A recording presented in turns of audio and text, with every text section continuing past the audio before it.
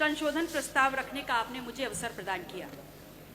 प्रयागराज महाकुंभ के इस पवित्र अवसर पर, इस पवित्र महायोजन के लिए विभिन्न स्रोतों से, विभिन्न रास्तों से सरकार को लगभग 7,500 करोड़ का निवेश प्राप्त हुआ। और इसलिए प्राप्त हुआ, इस सोच के साथ प्राप्त हुआ कि देश विदेश प्रदेश के हर कोने से आने वाले श्रद्धालुओं के लिए हर प्रकार की सुविधा और व्यवस्थाएं मुहैया कराई जा सके। लेकिन कहना गलत नहीं होगा कि सरकार को चलाने वाले लोग और उनके चंद मुट्ठी भर अभिन्न मित्रों के लिए ये महाआयोजन आर्थिक वरदान साबित हुआ है। इस कदर साबित हुआ है कि जिसने जितना हो सका, जिस रास्ते से हो सका, उस महायोजन में आने वाले उस आम श्रद्धालु को हर प्रकार से लूटने का काम किया है। मान्यवर, आज दिल्ली से अमेरिका जाना सस्ता हो गया है। और ध्यान रखिएगा, मैं डंकी रूट की बात नहीं कर रही। आज दिल्ली से अमेरिका जाना सस्ता हो गया है, लेकिन दिल्ली से प्रयागराज जाने की कीमतें आसमान छू रही है। 3 लाख करोड़ का आपको राजस्व मिला और उसके बाद भी आम आदमी सुविधाओं के लिए, व्यवस्थाओं के लिए हांफता, रगड़ता, रोता नजर आ रहा है। मान्यवर, सामाजिक और धार्मिक आयोजन में सरकार ने अपनी तरफ से व्यवस्था की गारंटी ली थी, तो आज सरकार को सामने आकर के इस बात को स्वीकारना होगा कि आप ठीक व्यवस्थाएं दे नहीं पाए। उस महाकुंभ में आई हुई संख्या को अपनी उपलब्धि ना बताएं, क्योंकि उस महाकुंभ में आई हुई जो संख्या है वो भारतीय समाज के धार्मिक चेतना का परिणाम है, वो आपकी उपलब्धि नहीं है। उसका श्रेय लेना बंद करिए, बल्कि प्रमुखता से सामने आकर के जो खामियां हुई हैं, जो अव्यवस्था हुई है, उसको स्वीकारिए और सबक लीजिए कि आगे ऐसा दोहराया ना जाए। मानवर, समता, समरसता के तथाकथित संदेश के साथ इस महाकुंभ का आयोजन सरकार ने किया और सरकार इतनी निरंकुश हो गई, सरकार का प्रशासनिक अमला इतना निरंकुश हो गया कि आपने तमाम नियमों को धता बताते हुए वीआईपी कल्चर खेलना शुरू कर दिया और इस कदर उसको आगे बढ़ा दिया कि वहां पर वर्गीय विभेद के कारण अव्यवस्था और वहां पर भगदड़ की भेंट चढ़ गया।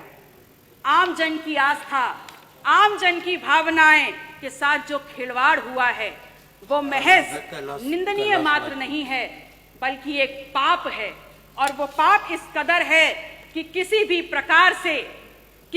प्रकार से स्वयं मां गंगा भी उसको नहीं धो पाएंगी। कितनी देर में आएगा? आप कह रहे हैं कि विपक्ष धार्मिक आयोजन महाकुंभ पर राजनीति करता है, तो एक छोटा सा सवाल आपसे पूछ रही हूं कि ये बताइए, 22 जनवरी 2025 को जब संपूर्ण मंत्रिमंडल परिषद की वहां बैठक आपने आयोजन की थी, तो क्या आप मंत्रिमंडल के लोगों को ले जा करके वहां भजन कीर्तन करा रहे थे? वो भी तो एक राजनीतिक बैठक थी ना। तो फिर राजनीति विपक्ष कैसे कर रहा है? असल में राजनीति कंप्लीट 100% शुद्ध राजनीति तो आप कर रहे हैं, और उसमें भी इस कदर राजनीति कि आपने वहां पर भी, उस पवित्र स्थल पर भी पिछड़ों को पीछे ही छोड़ दिया। आपका नारा है सबका साथ, सबका विश्वास, सबका विकास।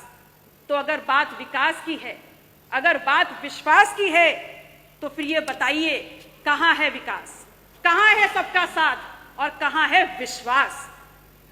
सच्चाई ये है कि तथाकथित सरपट दौड़ती विकास की इस ट्रेन को पकड़ने के चक्कर में बहुत सा सामान प्लेटफॉर्म पर पीछे छूट गया, और जो छूट गया उसमें है इस प्रदेश की आधी आबादी की सुरक्षा। जो प्लेटफॉर्म पर छूट गया वो है नौजवानों की नौकरी का सपना, और जो पीछे छूट गया उसमें है शब्दों की मर्यादा और हमारा अदब। शायद इसीलिए उस दिन सदन में जब विपक्ष के द्वारा विधानसभा की कार्रवाई में उर्दू को सम्मिलित करने की बात की गई, तो यहाँ पर अशोभनीय और असंसदीय भाषा का प्रयोग किया गया। तो एक सवाल सीधे सीधे माननीय अधिष्ठाता महोदय, आपके मार्फत आपका संरक्षण लेते हुए मैं नेता सदन से पूछती हूँ लिखवा के लाओ इससे। Is Urdu an imported language? क्या उर्दू निर्यात करी हुई जुबान है? और या फिर क्या ऐसा है कि जब मुगल घोड़े से भारत में आए तो अपने पीछे उर्दू को बैठा करके लाए? विधायक जी ऐसा तो नहीं है ना? 5 मिनट हो गया। धन्यवाद। माननीय अध्यक्ष जी, एक मिनट और। माननीय अध्यक्ष जी, मैं सिर्फ इतना कहना चाहती हूँ कि महामहिम राज्यपाल ने हालांकि थोड़ा ही भाषण पढ़ा, पर मैंने देखा हर छोर पर भारत प्रथम स्तर पर है। बड़ी प्रसन्नता हुई और अगले ही पल ये भी समझ में आ गया कि माननीय राज्यपाल महोदय की क्या गलती है। वो तो बहुत दूर से आई हैं। असल में उनको जो झूठा सच्चा लिख के दे दिया गया, उन्होंने पढ़ने का काम किया। अगर सच्चाई समझना चाहते हैं तो समझ लीजिए कि NCW के 2024 के आंकड़ों में उत्तर प्रदेश यदि फर्स्ट है तो महिला के ऊपर और अपराधों में फर्स्ट है। अगर फर्स्ट है तो बाल यौन शोषण के मामलों में फर्स्ट है। कल प्रदेश के मुखिया जब सदन में बात कर रहे थे तो कुंभ में हुई दुर्घटना पर षड्यंत्र की उन्होंने एक तरफ इशारा किया। उन्होंने बताया कि खिलाफ साजिश हो रही है उनकी सरकार के और उनके खिलाफ। तो ये सवाल सिर्फ उनका नहीं है, पूरे विधायक जी धन्यवाद। धन्यवाद मैम। 30 सेकंड खत्म हो रहा है। लास्ट माथे पर कलंक लगा है। यह सिर्फ सरकार को बदनाम करने का शिकंजा नहीं है, अपितु ये समूचे उत्तर प्रदेश, पूरे सदन, चाहे पक्ष के लोग हो चाहे विपक्ष के लोग हो, ये पूरे उत्तर प्रदेश की गरिमा पर प्रहार है। कुंभ ना सरकार का आयोजन है ना भारतीय जनता पार्टी का आयोजन। ये कुंभ भारत की सांस्कृतिक विरासत है, भारतीय समाज के विभिन्न आध्यात्मिक विचारों का आयोजन है और उत्तर प्रदेश सदैव इस आयोजन की आने वाले श्रद्धालुओं की मेजबानी करता रहा है।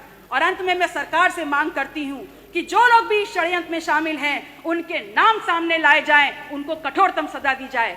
माननीय अध्यक्षता महोदय, समय की बाध्यता है, मैं आपसे निवेदन करूंगी कि अपने क्षेत्र सिराथू से संबंधित जितने भी प्रस्ताव हैं मैं टेबल कर रही हूं, कृपया उनको मेरे वक्तव्य के साथ जोड़ने का कष्ट करें। नमो बुद्धाय, जय संविधान।